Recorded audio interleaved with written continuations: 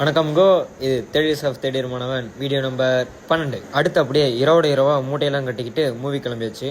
மூட்டையோட முன்படம் எடுக்கலான்னு பார்த்தா மூடி கிளம்புன்னு துரத்தி விட்டாங்க.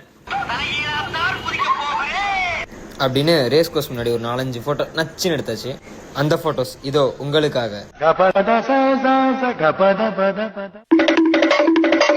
இது என்ன பிரமாதம்? இது விட பெசலைட் ஒண்ணு இருக்கு. கூவுடா. போஸை பார்த்து மார்வல் ஸ்டுடியோவே மறந்து போயிட்டாங்க. இன்டர்வியூ லைட்டா இல்ல ஸ்ட்ராங்கா கொஞ்சம் யோசனை போட்டேன். பார்க்க பரவாயில்ல, எனக்கும் நல்லா இருந்துச்சு. போஸ்டிங்லாம் முடிச்சுட்டு நடப்பயணத்தை ஆரம்பிச்சாச்சு. டைம் எடுத்து பார்த்தா மணி 9 ஆச்சு. ஐயோ பசிக்குதுன்னு சொல்லிட்டு பசங்களாம் சாப்பிட கிளம்பிட்டோம்.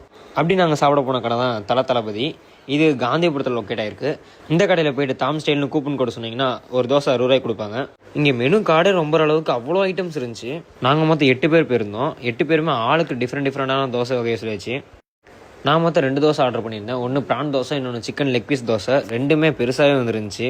கொடுக்குற காசுக்கு வருமா அவ்வளோ டேஸ்ட்டுங்க. கடுகு சிறுசுனாலும் காரம் பெருசு தானே, அந்த மாதிரி சாப்பிட்ட கையோட சர்பத்தை போட்டு அப்படியே கேபுக்காக நம்ம மெயின் ரோடு கிளம்பியாச்சு. விடுப்பு நாளுங்கிறதுனால கூட்டம் எக்கச்சக்கமாக இருந்துச்சு. இறுதியாக நம்ம தேட்டருக்கு வந்து சேர்ந்துட்டோம்.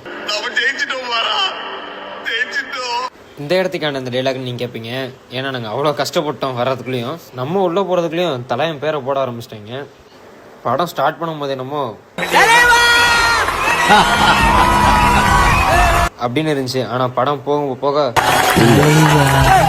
அப்படியே இருந்துச்சு எங்கள் நிலமை. தலைவரின் பேட் லக் தொடர்ந்துகிட்டே இருக்குது. சரி இன்டர்வல் பாப்கார்ன் வாங்கி தாங்கடான்னு கேட்டா